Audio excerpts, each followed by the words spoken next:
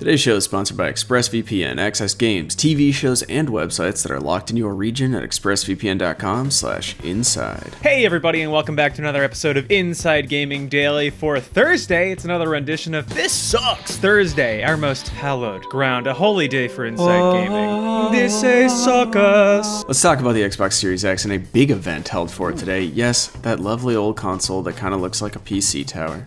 Or a mini fridge, or a butt plug. No ass can fit that. Well, you haven't traveled. The absolute limits of what the human ass can do. The gaping bungholes of Bhutan. Well, we've gotten a pretty good look at the console, including its specs and what the case looks like. Lord knows Phil Spencer has been talking it up a lot, saying stuff like the next gen will be a similar leap forward as the 2D to 3D era was in the 90s. Wow. It's big talk. And if that sounds like a lot of over-promising, well, that was kind of the theme of today's big games reveal for the next gen console. Yeah, for a while now, Microsoft has been promising a big presentation showing off some of the games that'll be arriving with the console, and this morning was the date of the big show. I got up bright and early, like it was Christmas morning. And just like a typical Christmas morning in the Brown household, were you equally as disappointed? Brown House. Pretty much. I didn't know it was happening, and I watched Bruce watch it for a couple minutes while I was on the toilet, and then I took a shower. Yes, this is the start of the Xbox 2020 series, which is basically their answer to Nintendo Directs. They're gonna have one every month for the rest of the year, starting with this one. This one's focusing on third-party games coming to the Xbox Series X, so there wasn't any mention of Halo Infinite this time. They did mention that Halo Infinite would not be mentioned, though. It's true. Which is a mention of Halo Infinite. Technically. Kind of full of shit, Phil. But that was just one of many disappointments that we had in today's presentation. After all the hype, sadly, this event kind of just fizzled out. It just flopped around on the deck like a fresh catch. Like a walleye. That's right. Like an O-Toro, otherwise known as the medium fatty tuna. Huh. So here's what we found out. Microsoft showed off 13 new games that will be coming to the new console during its launch window. They also made a point to show a range of games from big budget AAA studios down to small indies. Hey, you know, speaking of launch window, how about the Defenestration of Prague? I bet they had a lot of launch windows.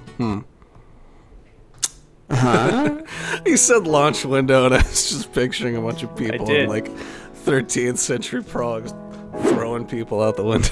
Sure. Oh yeah, to defenestrate, to throw someone out of a window. That's yes, right. thank you. Yes. Okay. And it's all coming back to me. Oh, Prague. Yes. Thanks. Okay, Thank there you. it is. Thanks for Prague.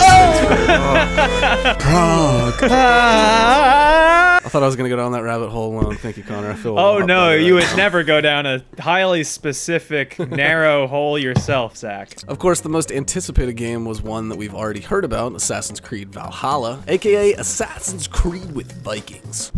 Boy. Boy. Yeah, Ubisoft recently unveiled it, but today we got to see some actual gameplay, except, well, not really, actually. There wasn't very much shown at all. Kind of none. It's mostly just cinematics. And that was the big finale to the show. Okay, so that was a bit of a letdown, but let's talk about what else they announced. They told us about the next Yakuza game, Yakuza Like a Dragon. It'll be a launch title on the Xbox Series X, and it'll be a smart delivery game, which means that if you buy it on the Xbox One, you'll get a free upgrade to the Xbox Series X version. That's a very Nice. good idea. Another game was Bright Memory Infinite, which is described. Was that the weird anime one? It's like a first person, it's all red Yes. and dark.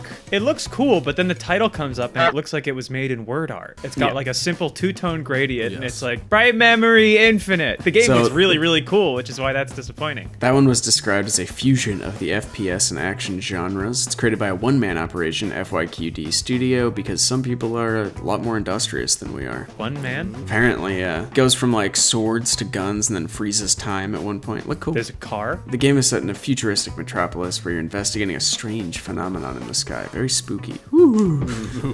They also showed off an adventure puzzle game, Call of the Sea, that's set in the 1930s. It takes place on an island in the South Pacific, and it tells the story of Nora, a woman on the trail of her missing husband's expedition. It kind of also looks a little bit like mix and match with a bunch of other indie game pieces and aesthetics, but Yes, I'm it not does. trying to judge it too early. It looks sort of like a Myst type game, which I'm into. We also saw a space combat shooter called Chorus, or Chorvis if you're me, for this first few minutes of watching it. It's from Deep Silver, which is known for the Metro series, among many others. In Chorvis, you're in control of Nara, an ace pilot with a haunted past and forsaken her sentient starfighter. Who doesn't want one of those? Chorus! We also saw the next installment of the Off-Road Racer Dirt 5 from Codemasters. They said this one will have, get this, everyone take a deep breath, this is big, new features, new innovations, and a fresh approach.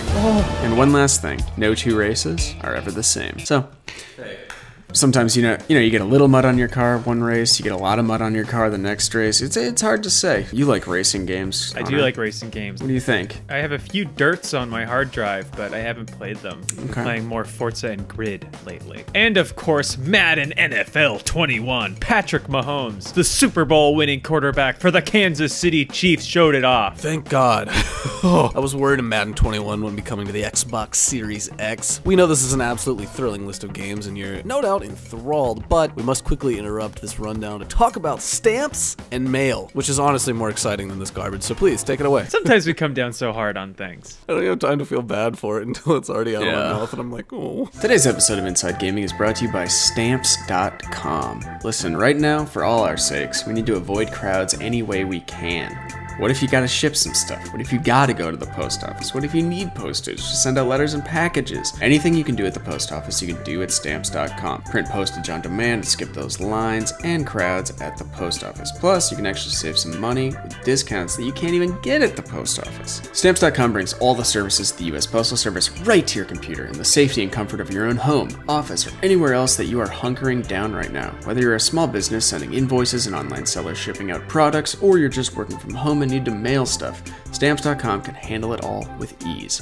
Simply use your computer to print official US postage 24/7 for any letter, any package, any class of mail, anywhere you want to send. Once your mail is ready, just leave it for your mail carrier.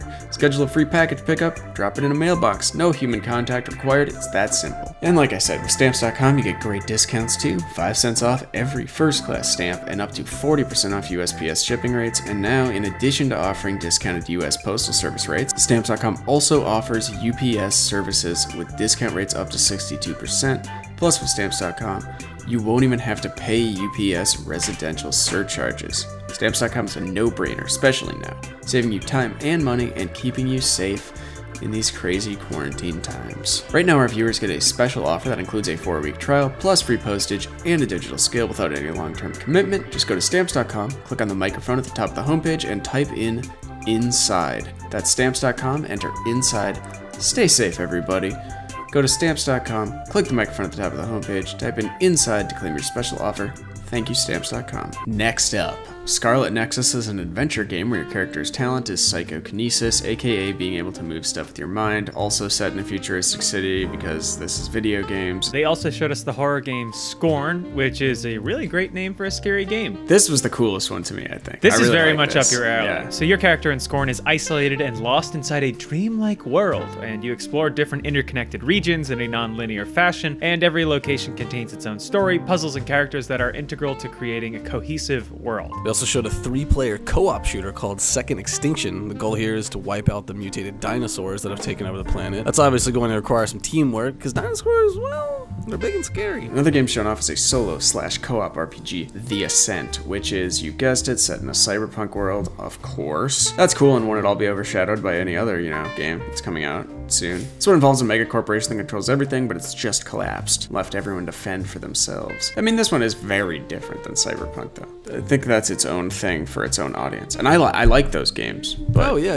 Yeah, it's apples and pecans. exactly. That's what I was thinking. We saw another horror game called The Medium, which is from Bloober Team, the makers of Blair Witch, Observer, and Layers of Fear. Did y'all ever watch the Huber Bloob Highway? Nope, your character is a medium living in 2 worlds, the real and the spirit one. You're haunted by a vision of a child's murder, so of course you travel to an abandoned hotel resort to dig around for answers. What could go wrong? And to round out the list was Vampire the Masquerade Bloodlines 2. It's from Paradox Interactive, and it sounds like you'll play as a vampire. Duh. But you are going to be a good vampire. Nope. But are you going to be a good vampire or a bad one? Yeah, it's one of those where your choices affect the outcome, and it's set in Seattle, so hopefully one of your choices will be to start a grunge band. Ah, that's a Brian line right there. Grunge is very, very important to people of his generation, and they will never let anyone else forget it. Despite our best efforts. That trailer started out pretty cool. I was like, it was some family strung up around a Christmas tree with their eyelids cut off and Yeah, their it's pretty- lips peeled back. Anyway, that's what they showed off. Though no longer in our midst, their contributions endure. So no Elden Ring, sorry Patrick, no GTA 6, sorry Autumn, and no Cyberpunk 2077. Sorry. Which might have been a letdown to some, and obviously no Halo Infinite or Forza. Sorry, Connor. But we wouldn't have gotten that anyway because this presentation was all third-party games. You ding-dong. They said Come that on. many times. Yeah, they didn't really have a big eye-popping reveal to end the presentation with a bang. They thought they did, that Assassin's Creed footage, but they were quickly stricken down by the heavy hammer of the internet. And considering that the Xbox One got a lot of criticism for not having the library that the PS4 did, maybe they should have, come in with a few bigger name games for this presentation, especially considering how much they hyped it up. Yeah, I mean, the games they showed off weren't bad by any means, but it kind of felt like we were seeing a bunch of 5s, 6s, and 7s instead of the 9s and 10s that are kind of like big guns that need to be brought this generation. Kind of like us when we take over for the Funhouse guys. Yes.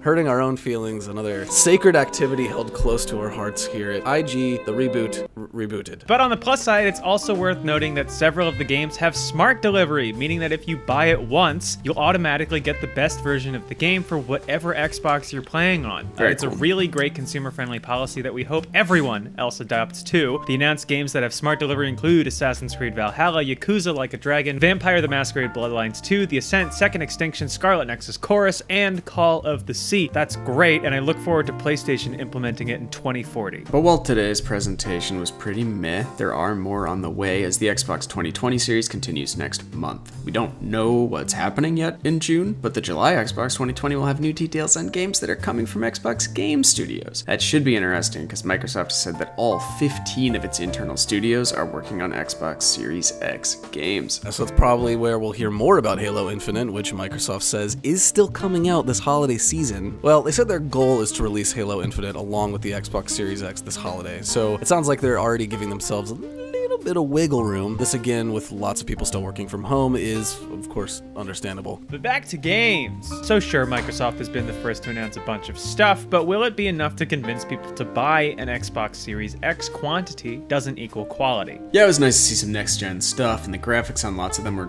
very impressive, but the jury's still out on whether or not Microsoft can compete with all the exclusives that are coming from Sony, who still has not showed us dick. I mean, we know the tech specs, I guess, in the controller, but like, games? No, nothing. Console? Nothing. Yeah.